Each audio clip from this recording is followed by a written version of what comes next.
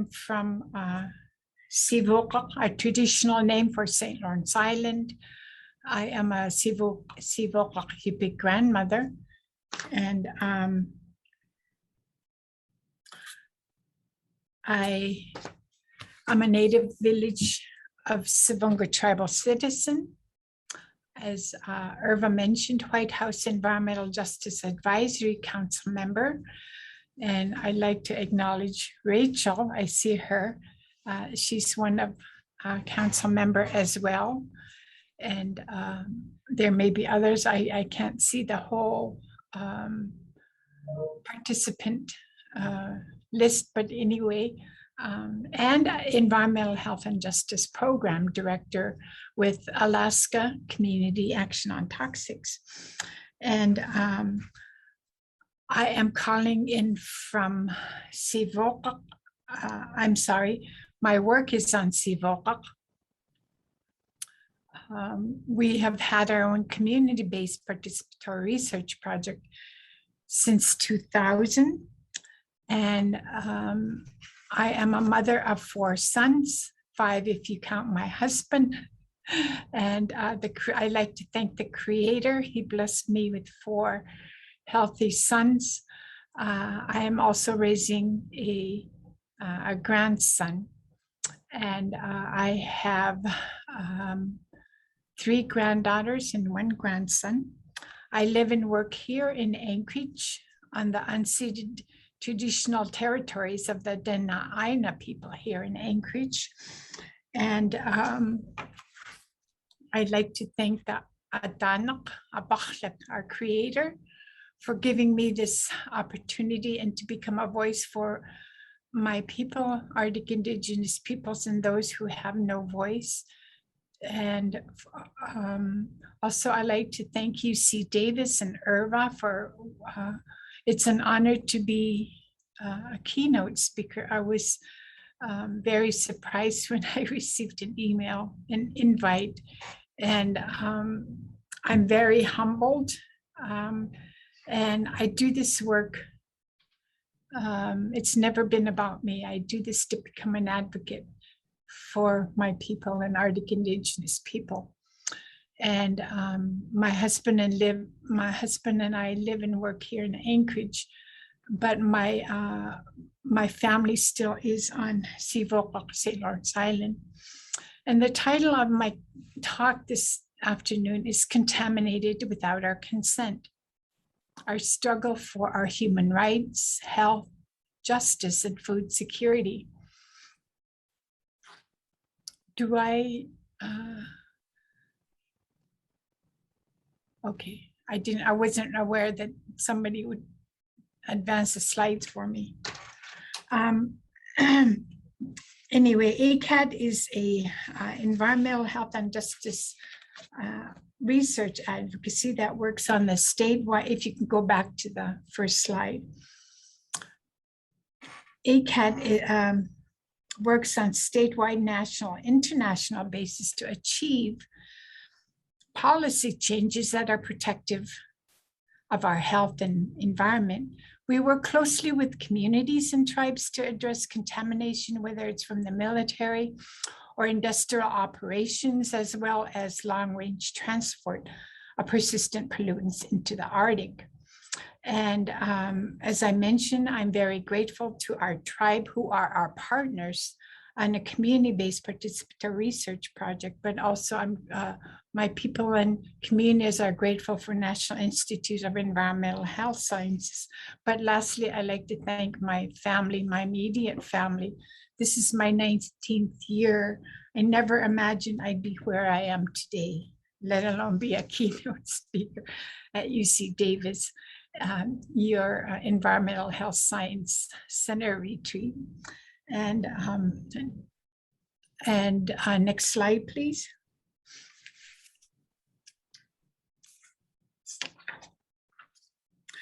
ACAD, we believe everyone has the right to clean air, clean water, and toxic-free food.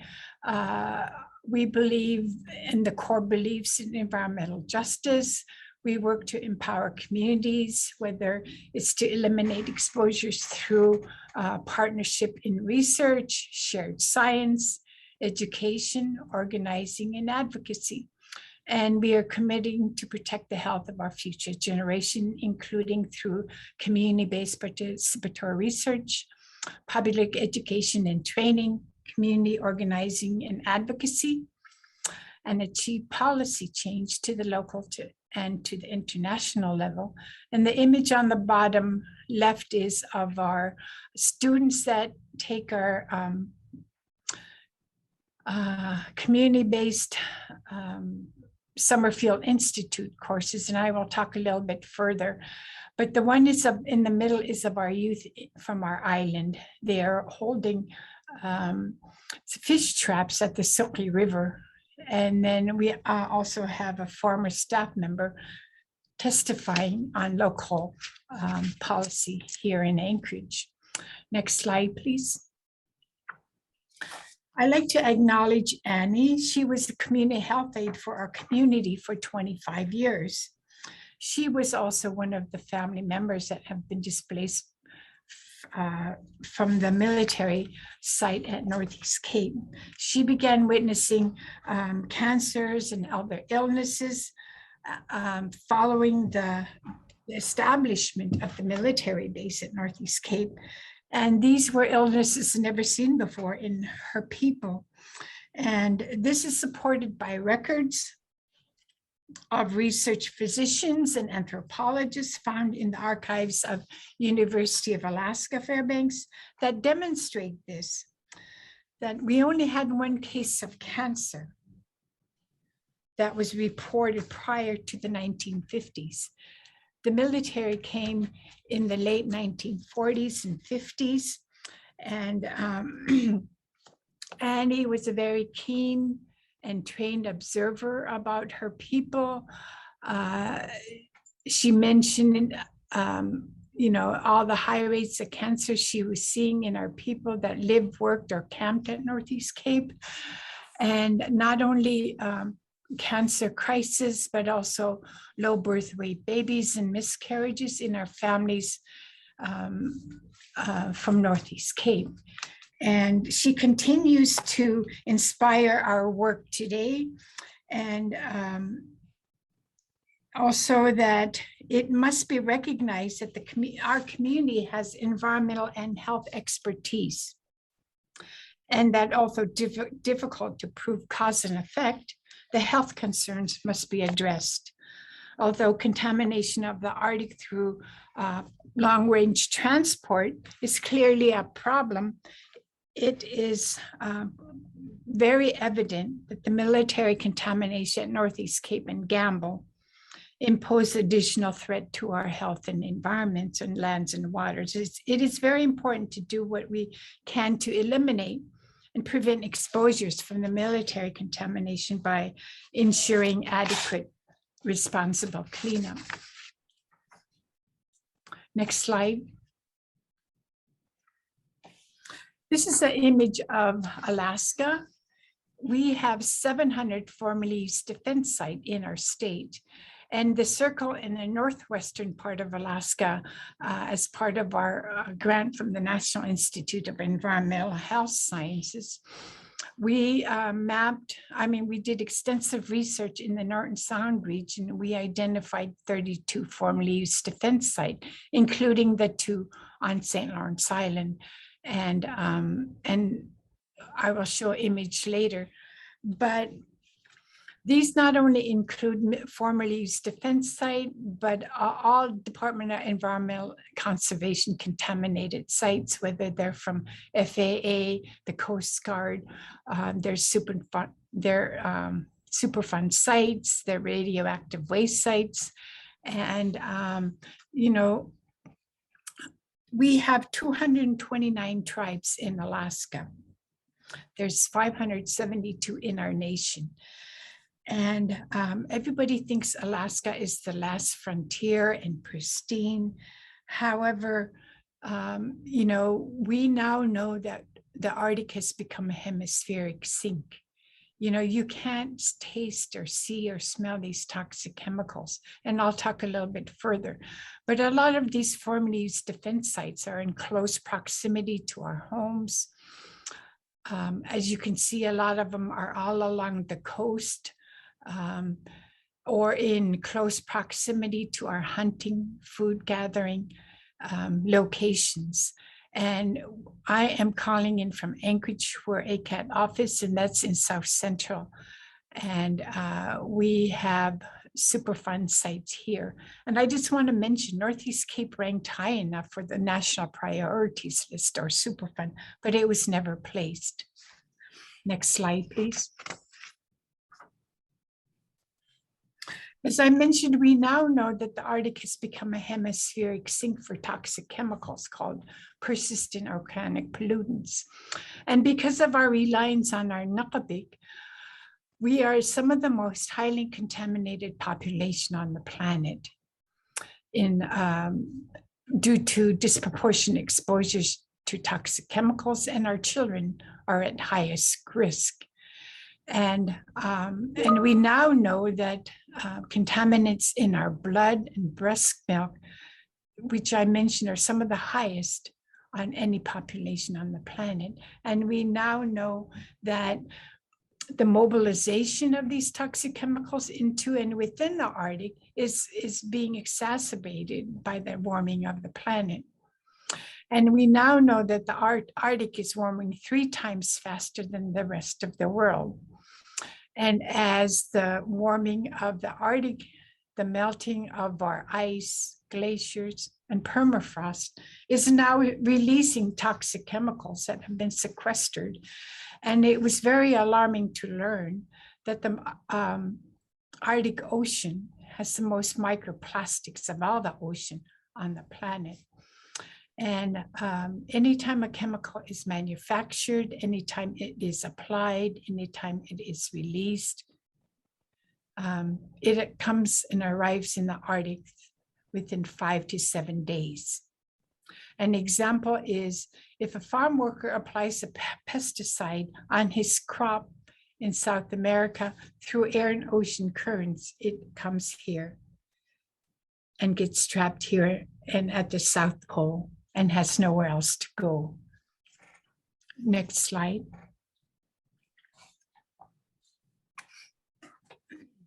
This is an image of Sivokak. Our creation story is that the Adanok, the creator, put his hand into the Bering Sea and reached down into the bottom of the ocean, picked up some soil and wrung it out.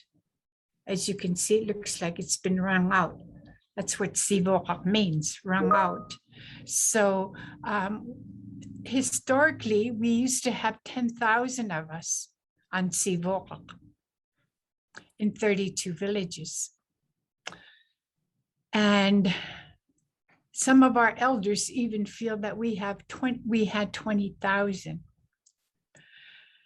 because of Western contact, because of all the trauma our people experienced, whether it was from the epidemics, TB epidemic, the flu, illnesses brought to our shores from whalers, from archaeologists, from missionaries. It really devastated our people, the numbers in our people. In the middle top is Savunga. That's where I was born and raised. We have now about 900 people, and on the left top corner is Gamble. And Gamble has about 800 people, and on the bottom right is Northeast Cape. And my people have lived on our island since time immemorial, going back to 500 BC. And a way of life my people have lived on as one with our lands and waters. And St. Lawrence Island is the same size as Puerto Rico, and Puerto Rico has 3 million people. And we are still here. And it's so important that due to the devastation, whether it's from colonization or starvation. Our people have been caused by these epidemics, starvation, burdens we didn't create, but we're still here. And it's just indicative of how we are such very strong people, and that the struggle has been we have faced so many struggles, whether it's from the military, and I will talk about global contaminants into the Arctic. However, I just wanted to mention how 99.9% of our people have ties to Siberia. We have clans back home. My Appa is from Bunguk Island. It's on the south,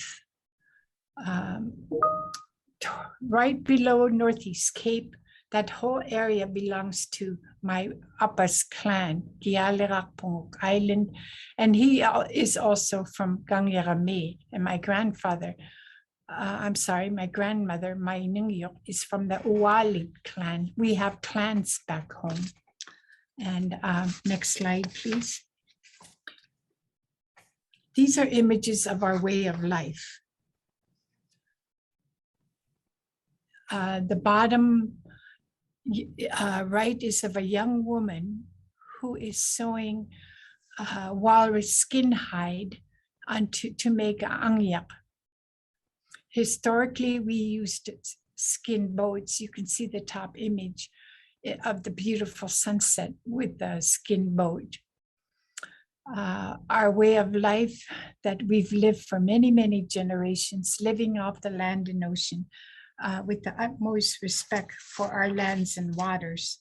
And we have been stewards, taking only what we need. The Creator provided everything for us to live a simple, rich life. Taking only what we need, not wasting anything. That image is on the top left is of my son. He's scaling these cliffs to collect bird eggs.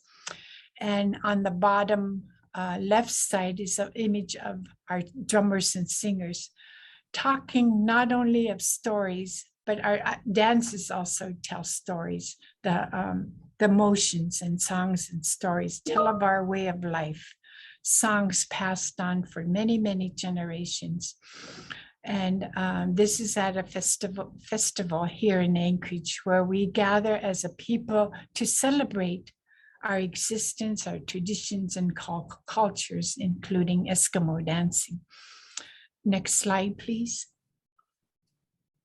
These are images of my immediate family. And on the bottom are all of our grandmothers. They were the backbone of our communities. They are wearing atkuks, our traditional parkas. And on the bottom is the old woman with the white hair. That's my mother's mother, Aka. And on the left side is an image of my grandparents, my Viola Waghiyi, and my Nungyok grandmother, Ayuklik. And you can see image of my father, Kayak, and my mother, Singikpami, holding my older siblings. I had not been born yet.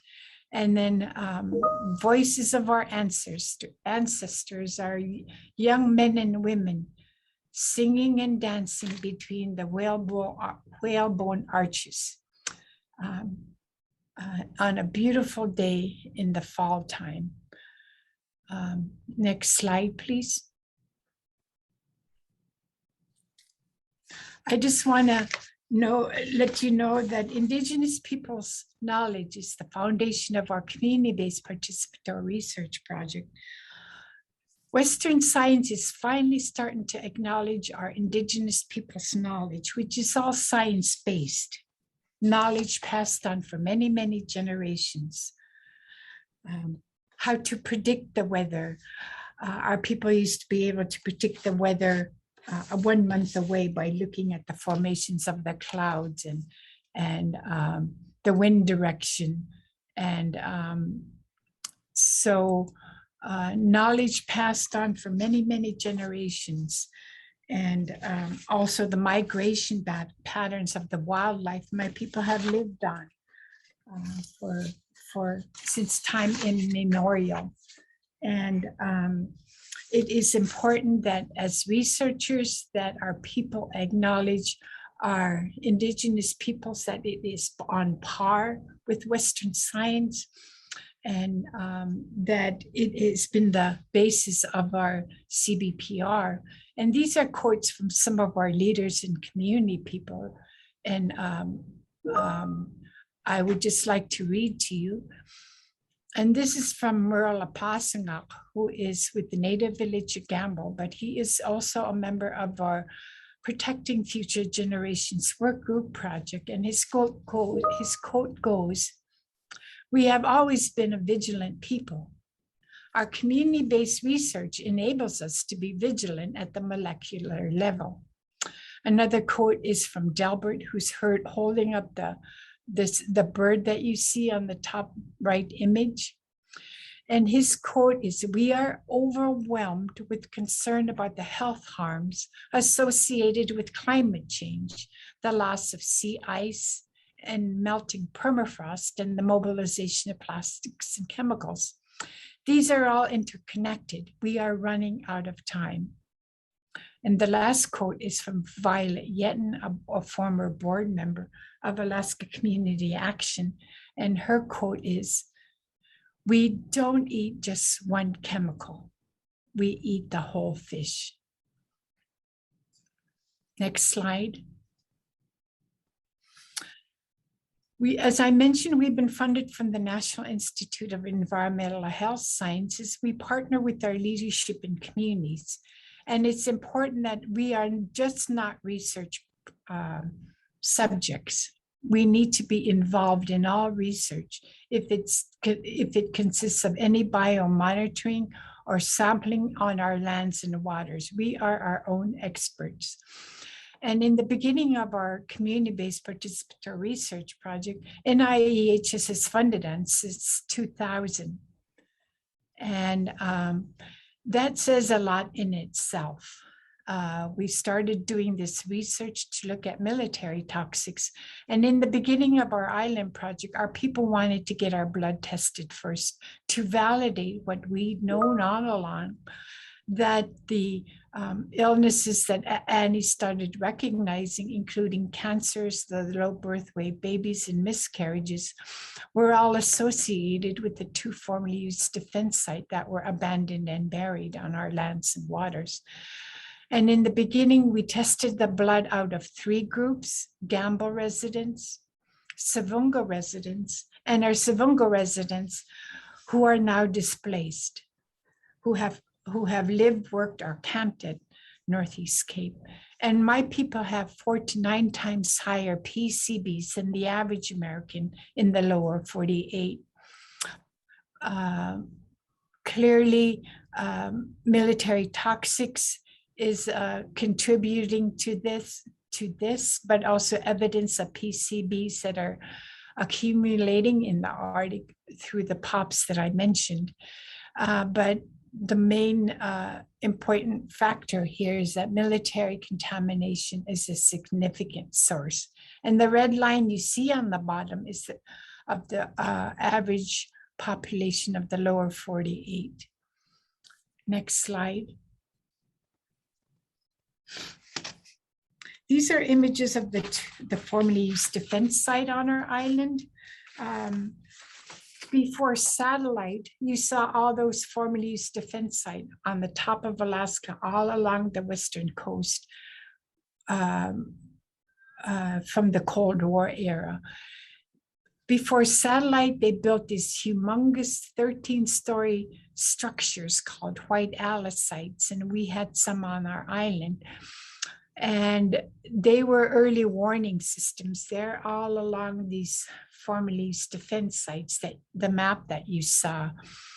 And they needed a lot of power. So they used transformers, and the lubricant they needed had to withstand a lot of heat and friction. So the solvent they used had PCBs. And not only PCBs, pesticides, heavy metal solvents, there was also massive fuel spills. At Gamble, the military went and established the first base in the late 1940s. And our people welcomed the military. Our grandfathers volunteered for the Alaska Territorial Guard. Our men enlisted in the Alaska National Guard. Our people rescued down planes and are still very patriotic, and still, but now feel that the military has turned their back on us. And when they left Gamble, they dug big pits and buried everything. When they came, they brought everything they ever needed for 15 years. All those barrels you see in the bottom image, we have hours and hours of footage of interviews from our elders who have now since passed on, of what they witnessed, their military occupation and their activities. They abandoned, in one elder's estimation, over 300,000 barrels. And the image on the top right is of Northeast Cape. It was a pretty big installation. As I mentioned, we were an important strategic location for the military. We were the eyes and ears of the North. One important factor, our tribe signed an agreement with the military in 1952, and the military has never honored this agreement. It talked about, in the agreement, our leadership, basically, they wanted our lands and waters turned back in the same pristine condition when we turned the land over to them. As I mentioned, everything was buried at Northeast Cape. Their Quonset huts, their equipment, their machinery, their food, their ammo, unexploded ordnances. They punctured holes in Elder Winnie Sloko's estimation of 300,000 barrels. They punctured them right into the top of the waste site. I'm sorry, right on top of the Gamble community. The school, the playground, the homes, municipal buildings are on top of the waste site. And the image you see of Northeast Cape, they abandoned it, abandoned everything. When they left, all they had was their backpack and rifle to save cost in shipping everything that they ever brought in. And in this agreement, it talked about the seal haulouts.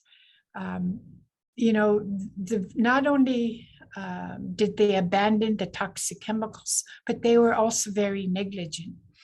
Northeast Cape used to have one of the most abundant fishing locations on the planet. The fish have never returned. And when there was a massive fuel spill of up to 160,000 gallons at one time, when our men from Savunga were coming by skin boat 15 miles away, they can smell it. The ice was yellow. The birds were yellow. The seals were yellow.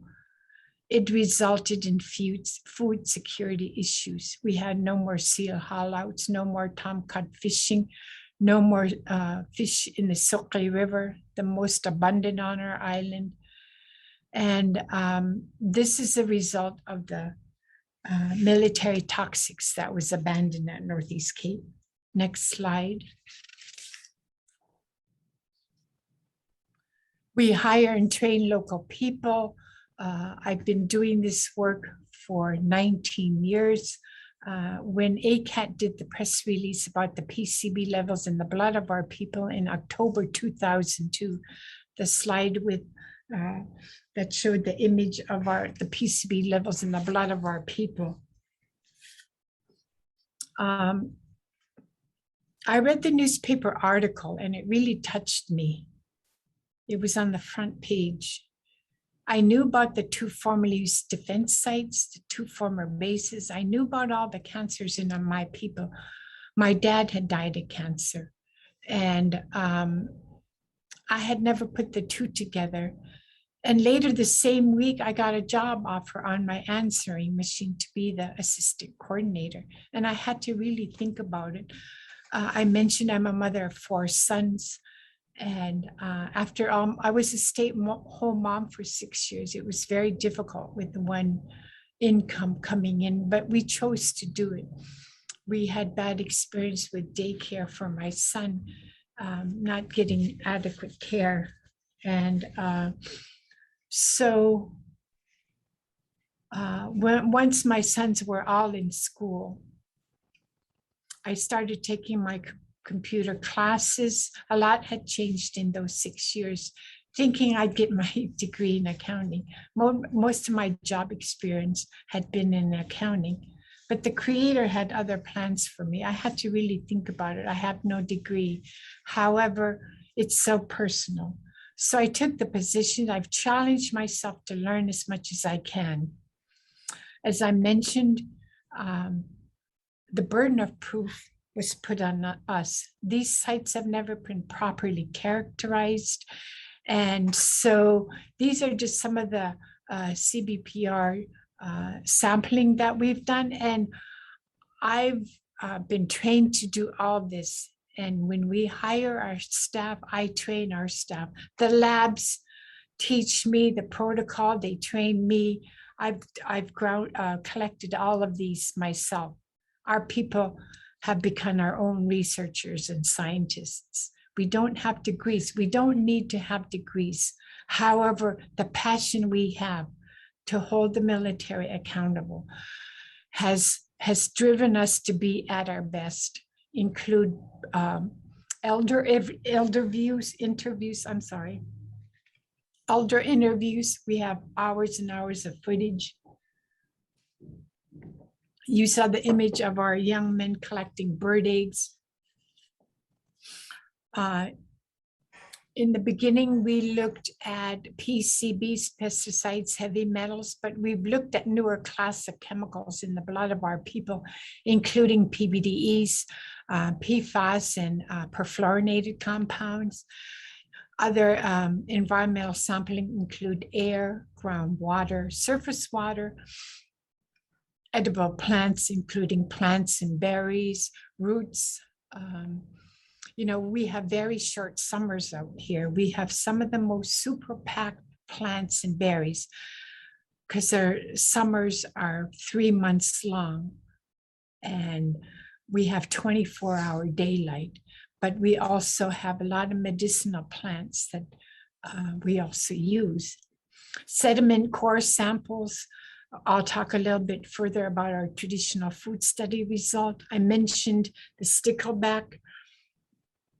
I'll talk a little bit more about that. And then we've also had to do our own community health surveys. We have a cancer crisis, as I mentioned, and I'll talk a little bit further about the other health disparities we're seeing.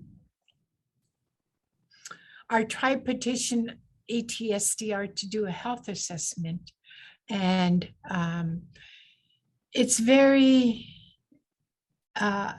disheartening that these health assessments are inconclusive by design. ATS, Agency for Toxic Substances Disease Registry, do health assessments and consultation on Superfund sites in the nation. Our tribe petitioned them to do a health assessment. We're not the only community nationwide who feel that they're let the polluters off the hook. First of all, these health assessments and cancer registry do not work for small communities. In my community, as I mentioned, we have 900 people. In our sister community, we have 800. The cancer registry look at cancers per 1,000 people. So they're not designed for small population.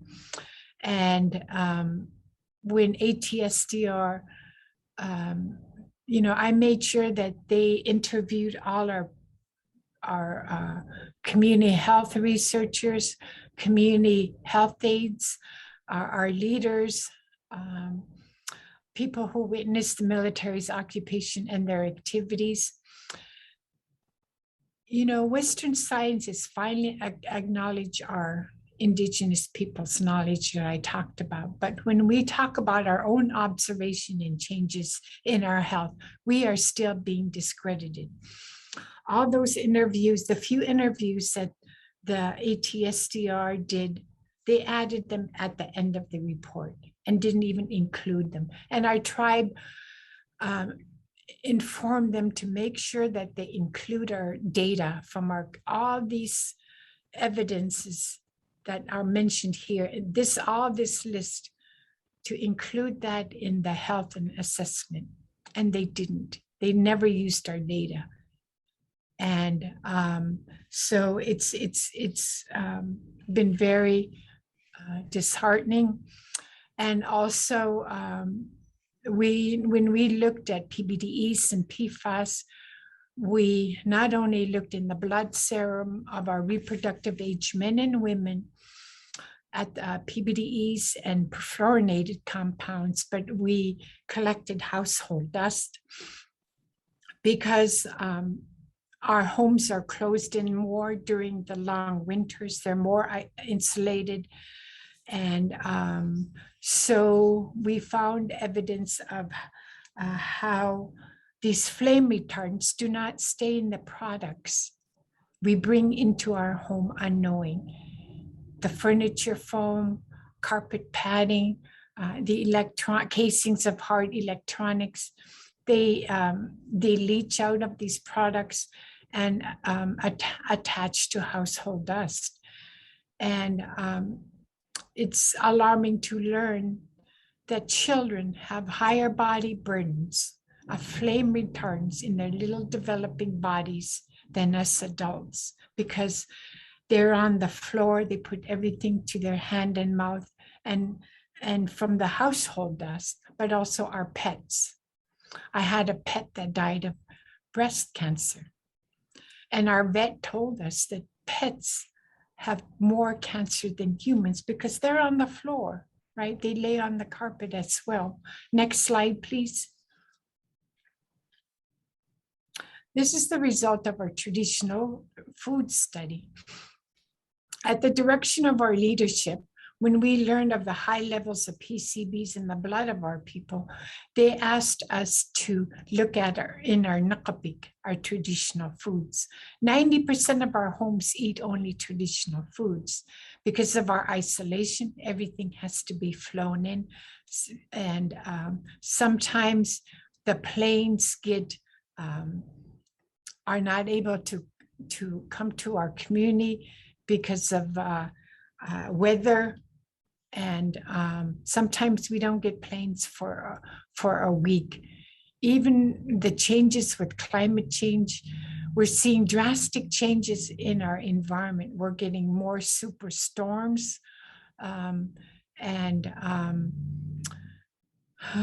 So this is resulting in erosion on our lands and on our coasts. But what I wanted to mention is that since everything has to be flown in, the store only has a lot of highly processed foods or canned foods. But this is our identity, our way of life, a way of life our people have lived since time immemorial. Majority of our food comes from our oceans, the marine mammals. Our elders call our ocean our farm. And we collected over 300 samples of everything we eat. Bowhead whale, walrus, 4 species of seals, fish, plants and berries, reindeer, bird eggs. If it's on our island, we eat it. And it was very alarming to learn that our main food, the marine mammals, have some very high levels of PCBs because PCBs are fat soluble. They build up in the blubber and rendered oil of the marine mammal, which are very important foods for our people. Super packed with omega-3 fatty acids, all brain food. You know, we have to have smarts in what some people call some of the harshest locations on the planet. But to learn that our main food is so loaded with toxic chemicals at levels we should not be eating them for excess cancer risk. These are burdens we didn't create. As you can see, the meats are much lower than the fat and blubber of the marine mammals. And the meat range from non-detect to walrus up to over 103 parts per billion. That's very high. And the blubber range from reindeer, which is land. We learned that the land animals have much lower levels of PCBs and pesticides. And look at the polar bear, almost 583 parts per billion.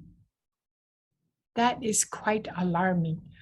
And we learned that the organs, once again, the marine mammals of the bearded seal are up well over 160 parts per billion. And then the reindeer, much lower because it's land-based. And we looked at the plants and berries, much lower, but they still have contamination in them. And the marine invertebrates include crab and sea peaches, what we call upas,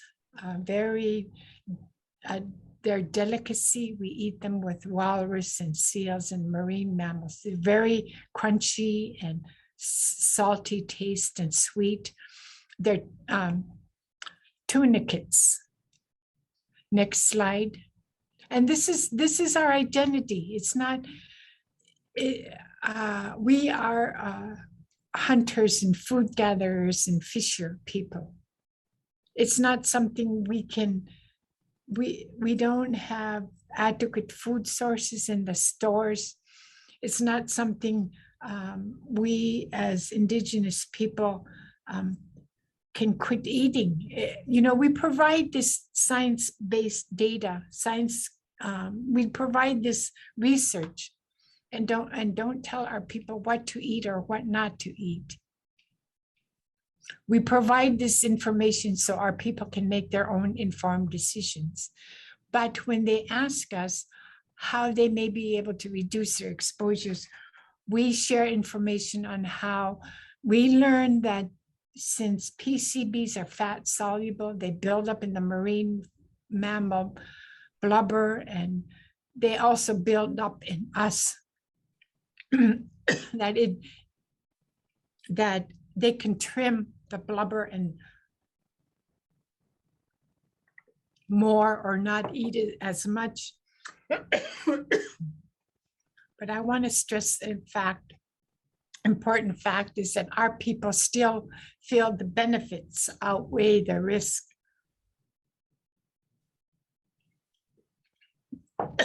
I'm sorry.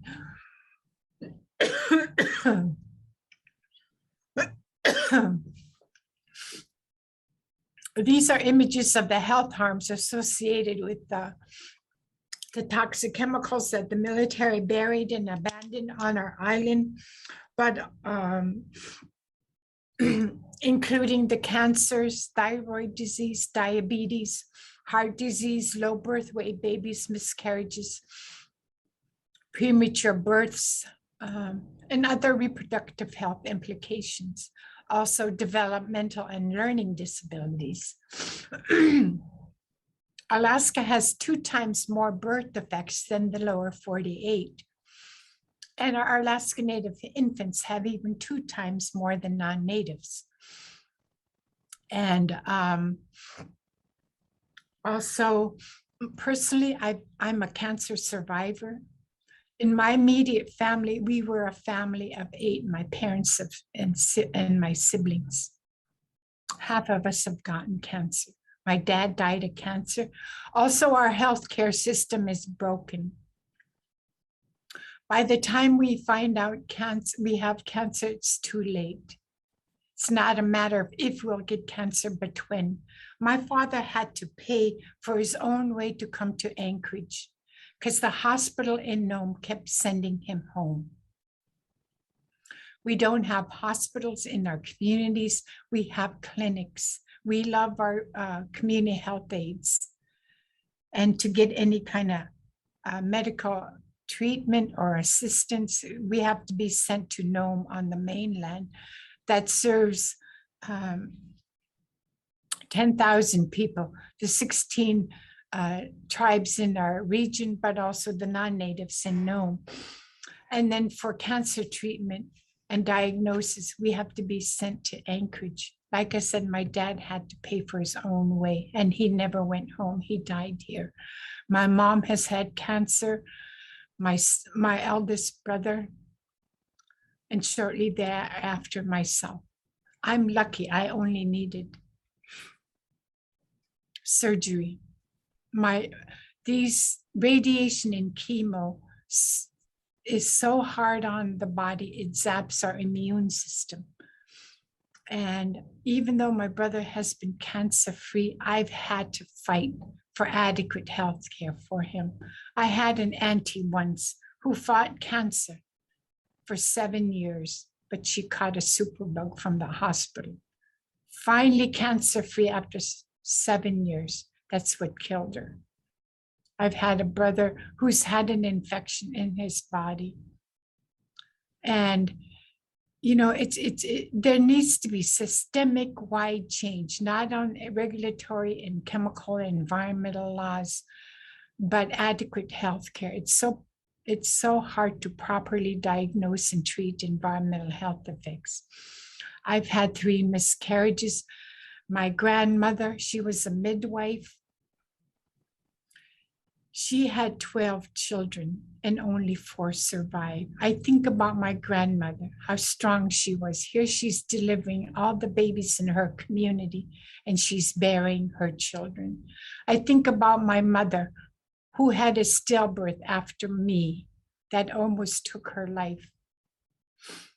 At the time, we didn't have an airstrip at the time. I'm 62, so she would have been born after my youngest sibling, who was stillborn, was born after me.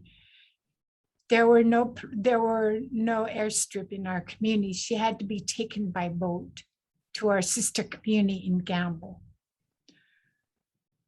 We almost lost her. To have I think about her will to live with a partially birthed stillborn child. You know, these are burdens we didn't create. You know, our current project is to look in our children because of the low test scores in my community. Our parents and grandparents are concerned about the low test scores.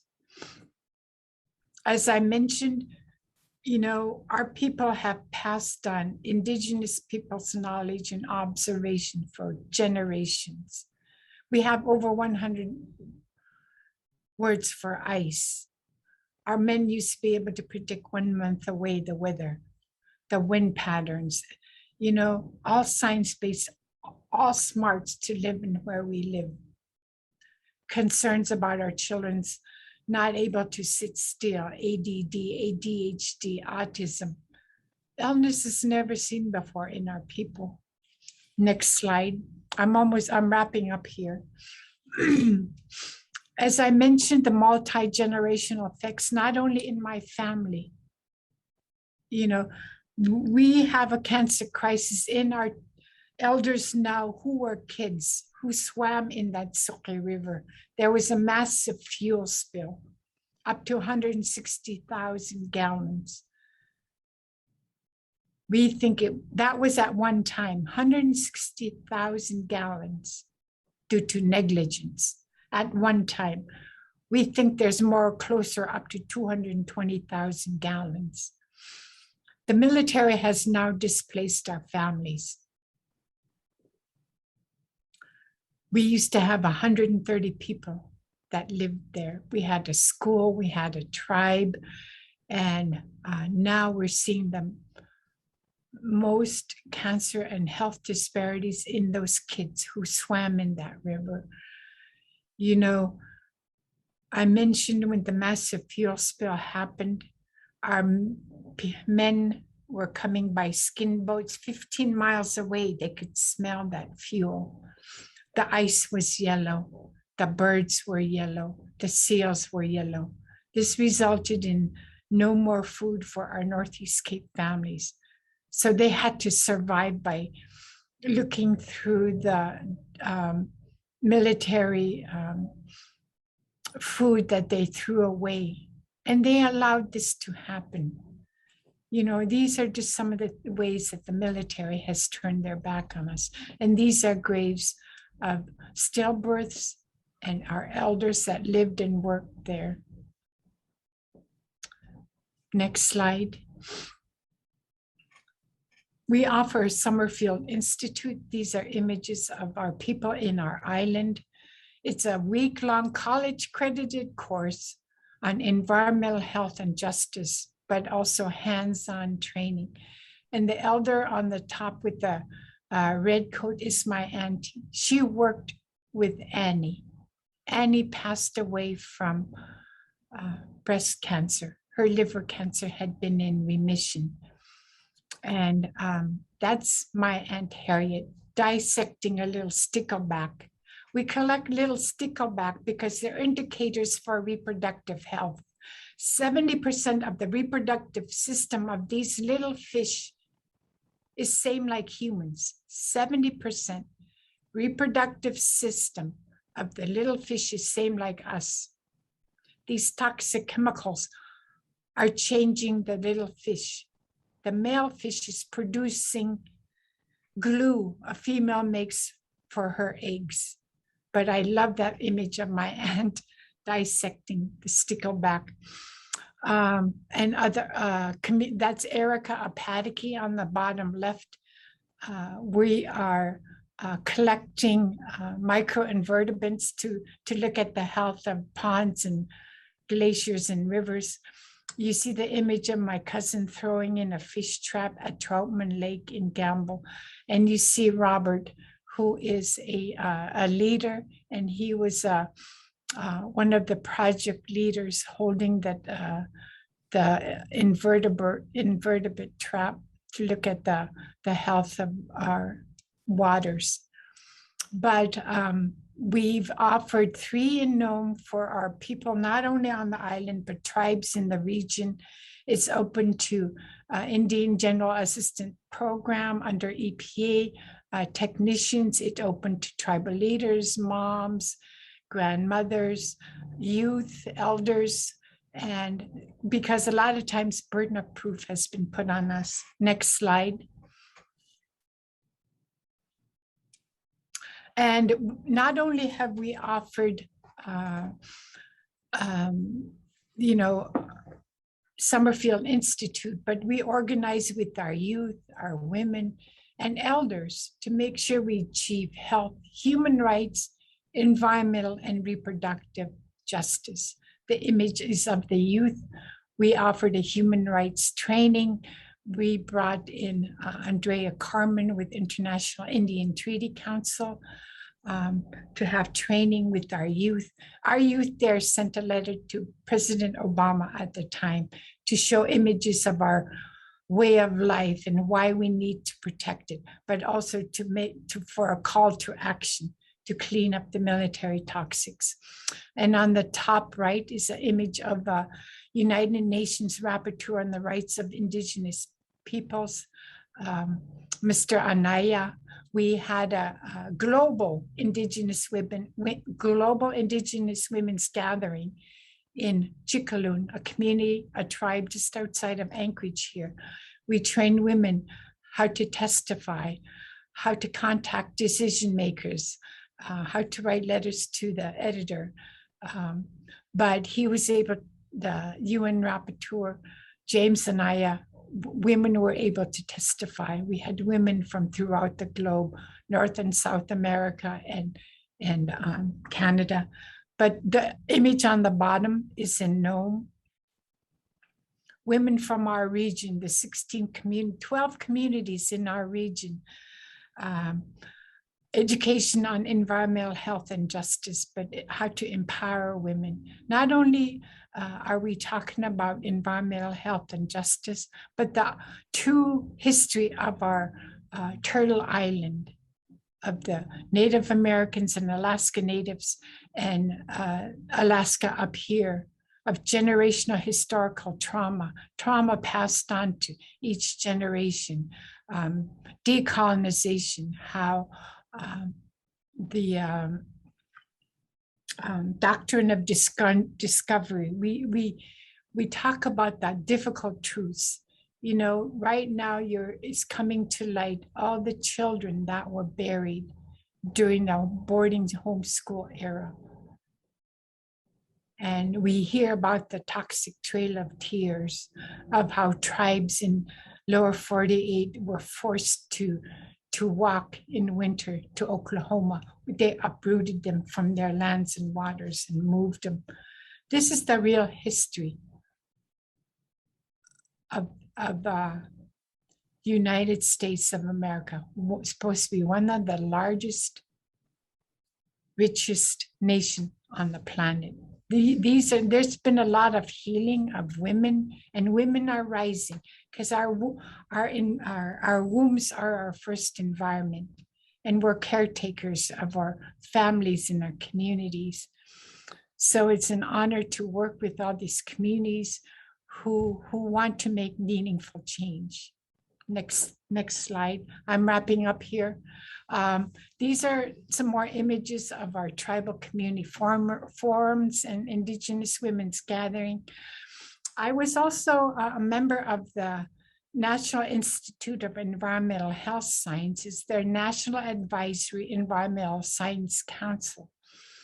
And when I was nominated, I was intimidated. These are all scientists, researchers, healthcare professionals, decision makers that meet at Research Triangle Park in North Carolina. And I was nominated to give a community perspective. And you see an image of Dr. Linda Birnbaum in the blue in the front row at a potluck. We had an Eskimo dancing for her and her husband there. Every a National Advisory Environmental Health Science Council meeting, Dr. Birnbaum gives a report. And one time she reported she just came back from Indian country. And I invited her to come to St. Lawrence Island, Sivo, not thinking it would ever happen, but it did. And she came. She said it was life-changing. Not only did she bring her first time ever, a high official from NIEHS, a director of NIEHS, come to a small remote community in northwestern Alaska. But she also validated our data. She had talking circles with our women. She met with our tribe and community. And it was important for her to also meet with our regional healthcare corporation in Nome and here in Anchorage to validate the data, because you know, I mentioned how our healthcare system is broken. And state of Alaska is a fossil fuel dependent state. And all the experts in our state have ties to industry. And these are the experts in these boardrooms that people are listening to. Next slide. A couple more slides. This is of the Stockholm Convention, a United Nations only legally binding treaty that worked to ban toxic chemicals globally, which recognizes the special vulnerability of Arctic Indigenous people. And it's in the preamble of the convention. And we bring an Arctic Indigenous Peoples delegation. We offer training. I become a leader in Global Indigenous Peoples Caucus. We offer training. We bring Arctic Indigenous women to testify. And we are instrumental in helping to ban toxic chemicals globally because of the awareness of the health concerns, especially of our our women and children and our future generations. In our culture, we honor our elders and our children. And as I mentioned, help is not coming fast enough for my generation. So we do this work for our children, but also for the conscience of, we go there to be the conscience of the convention. 182 nations have ratified the Stockholm Convention, and the US is not even a party. But next slide. And this work is to protect the present and future generations. We brought a delegation to Washington, D.C. in 2009. We had meetings with high officials back to back. And at that time, Northeast Cape was at the bottom of the national priorities list, but after this trip, it went to the top. So we're getting ready to send another delegation because we're doing this for our children and future generations, and so that we can continue to be Sivokak Yupik people. Our traditions, our creation stories. You know, how can our children learn if they're being exposed in utero from the mom? How can we pass on our languages, our creation story, our songs and dances, if our children can't learn? Next slide. And this is me testifying at the UN Stockholm Convention. These chemicals are present in our bodies. The chemicals present in our bodies are passed on to our indigenous children and harm their ability to learn our languages, song stories, and knowledge. And these are other people standing behind me in solidarity. I've been there 5 times. It's very difficult to leave my family 2 weeks at a time to travel across the globe. But in Annie Lowood's words, I will fight until I melt. I do this work not for myself. It's never been about me. It's very difficult. And it was an honor to be appointed to the White House Environmental Justice Advisory Council for the work that recognizes the 19 years I've been doing this work. I used to be terrified to speak in front of groups, but I challenge myself to learn as much. I know I have to be at my best to learn about these toxic chemicals, how they harm our health, and you know, how to testify, you know, to teach these classes to our tribal leaders, our men and women, and our youth. Next slide. And these are just some of the published papers. We stand out because our community health researchers were co-authors as well. You know, we are not just research subjects. We need to be involved from the get-go. We are our own experts. We saw our lands and waters before the toxic chemicals. And, you know, I know scientists are all about publishing papers. However, what do we do when science is not enough? Please get involved to address environmental health implications globally, nationwide, where you are, but also to work to strengthen outdated, broken chemical and environmental laws. Next slide. And on my last slide, Igamsi kayo vigamsi. Thank you. This is my contact information. These are our partners for protecting future generations. Igamsi kayo vigamsi. Together we are stronger. Ikamsi kayug vikamsi. I think I ran over, but thank you. It's an honor to talk amongst your retreat.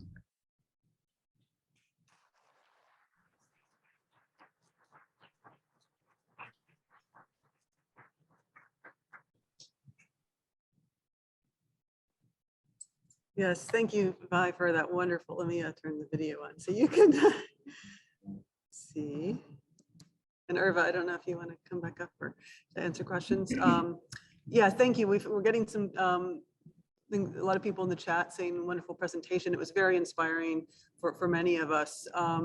But please, yeah, people can send questions to the chat. We can take some live questions here in the audience. If anyone has, I think I will start. Very nice work on quantitating, the amount of PCBs in your food and the people. And I was also struck by the generational aspect of it. Have you looked at sort of different generations samples of blood serum? And is that something you're interested in looking at within families, how the PCBs are, like how much is new exposure versus being passed down from generational exposures? Yes, our current grant is to look at children, 2 to 12-year-old, to look, PCBs are still a big concern, not only because of the military toxics, but the POPs, but also in our nakapik, our traditional foods. But we're going to be looking at newer classic chemicals due to concerns of learning. So we're going to be looking at PCBs and flame retardants in our children, because they're we've tested blood serum in our adult population 3 times. PCBs, pesticide, but the newer class of chemicals that I talked about, flame retardants and perfluorinated compounds. Yes, as I mentioned, our children are our most vulnerable. It's alarming to learn that my grandson has a higher body burden of flame retardants in his small developing body because of the hand mouth. Right. So, and that a woman unfortunately outburdens her body burden of chemicals to her first developing child, the most sacred, her breast milk, and it gets lower. Her body burden of toxic chemicals is lowered through her breast milk to her first child, and even more so with each consecutive child. But we offer education that breastfeeding is still best because it lowers what the child got in utero from the mom. Okay, we also have a question from Judy Vandewater, who's our immunology researcher here, and she's asking, have you or anyone looked at the effect of these exposure levels on the immune functions? Would that be of interest to you? Yes, certainly. But we haven't, sorry. But as I mentioned, our leadership are our partners. And they come up with the questions and data, what data to look at. But we've talked about how, we're seeing more illnesses in our people, including how they affect our immune systems. We used to be very resilient. Our food used to be the most organic as it came on the planet. 90% of our nakapik, 90% of our homes eat only nakapik, our traditional foods. And we never saw illnesses. And now we're seeing, as I mentioned, the slide with all the health harms, but also this is a very big concern. We're seeing RSV in our children. We're seeing rheumatoid arthritis. We're seeing asthma. these are all of effects associated with our immune systems and on and on and on. But yes, these are some of the concerns that we hear about. And it's very competitive to apply for these grants. However, NIHS has funded us since 2000. So it is a big interest to us.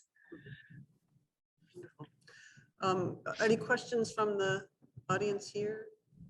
In the meantime, you can look, you got a lot of nice comments in the chat of people thanking you for a wonderful talk.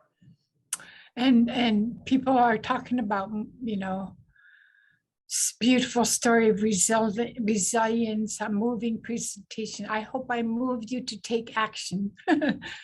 Please go forward, work with decision makers, go to your city council, go to your states, go to the national level, international level, because it's going to take all of us, civil society, to learn that only a handful of these 100,000 chemicals are ever tested for their safety. There's no proper oversight by EPA and Alaska Department of Conservation in our state, or and these multinational corporations have long reach. And we recently learned of a investigative report of how the industry has been EPA, you know, has been the article and investigative report said how they were, you know, what's the term? I can't think of the term right now. But they were caught in basically, sorry, the term, in bed with the industry. Yeah, that was the article about people whitewashing and taking out the critical information from reports over a Yes. long period of time. Yeah, it's a sad state. It is very, to learn that US exports ban pesticides, and to see EPA and State Department at the Geneva, Switzerland, at the Stockholm Convention. It's appalling what they do. Well, thank you so much. This has been really extremely educational, and you know, I mean, I think that the image of the barrels and it's unbelievable, and to even realize that half of the military bases of the U.S. are almost were in Alaska. This is quite a legacy that's been left behind, and obviously you are a strong leader in standing up to all of the government shenanigans with your land and really long-term effects. So thank you so much. This has really been a tremendously just impactful presentation. I don't know about others in the room, but I knew almost none of what you explained to us. So again, let's give her another round of applause. Thank you. Thank you.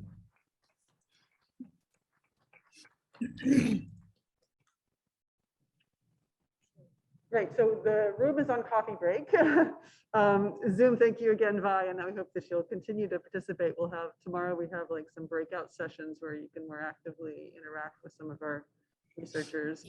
But now we're take a break and we'll be back in 10 minutes. I'm going to be playing a video that our graduate students made, that they're part of this NIEHS T32 program.